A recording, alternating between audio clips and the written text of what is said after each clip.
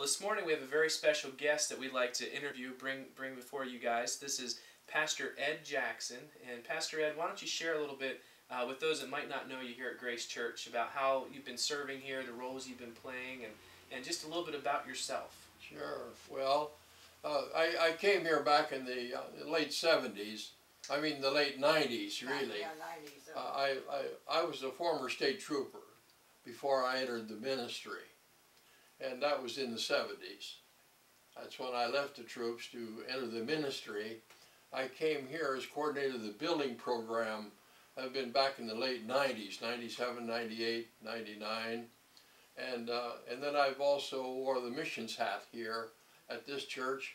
And also my ministry has been absolutely saturated with prayer. I've been a recipient of many people who pray for Polly and I as we were missionaries in Alaska. Well, Pastor Ed, you grew up in a family that has served the country in incredible ways, and why don't you talk through about your family, and we'll see some pictures here. Sure. Well, yes, I'm a patriot, and I grew up with a family of patriots. My great-grandfather, who, interesting enough, fought in the Civil War. And I remember him. He was only 15 years old when he fought in the Battle of Shiloh. He was an interesting old gentleman. We always flew a flag at our house, whatever. And of course, my father was a military man also. My father was in World War I, and he was an electrician on a submarine and a sub chaser out in New London, Connecticut. And so I came from a family of military people and patriots. So it was only natural then that I would follow suit. I had also an older brother who was regular Navy. Matter of fact, he was made one of the first landings in Guadalcanal many years before I even got into service. But being a teenager, you know, it's interesting. I had a Boy Scout uniform on Thursday night. I played high school football on Friday night. Monday morning I was in the Marine Corps. 17 years old.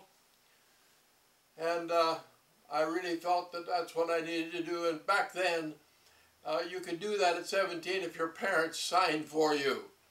And my parents signed for me so that I could enter the Marines.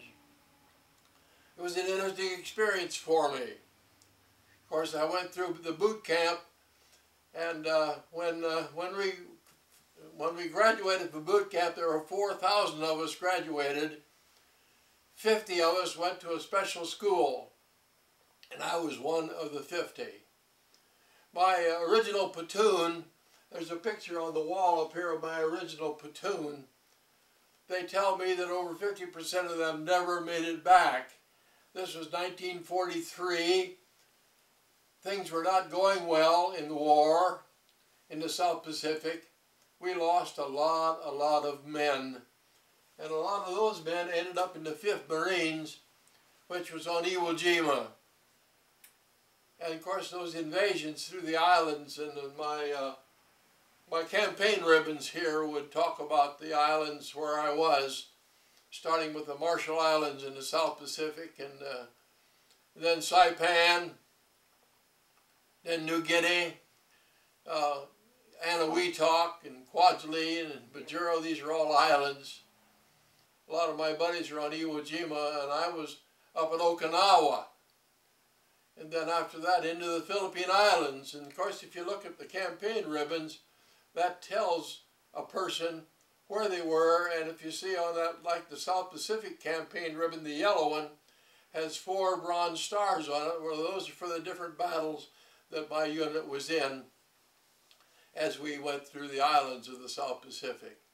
I have a great burden today for our troops who find themselves in harm's way today. They're securing those freedoms that are costly for some people. For those who ultimately give the ultimate sacrifice, as I think back on my buddies, my friends, and people that Paula and I was in high school with, that never made it back. And those are those that we honor today in Memorial Day, lest we forget. Freedom is not free. But it's an interesting thing. Those men gave of their life. They did not lose a life. They gave their life. And you know what's interesting about that word? There's a world of difference between a giver and a loser. They gave their life that we might enjoy the freedoms we have today, lest we forget.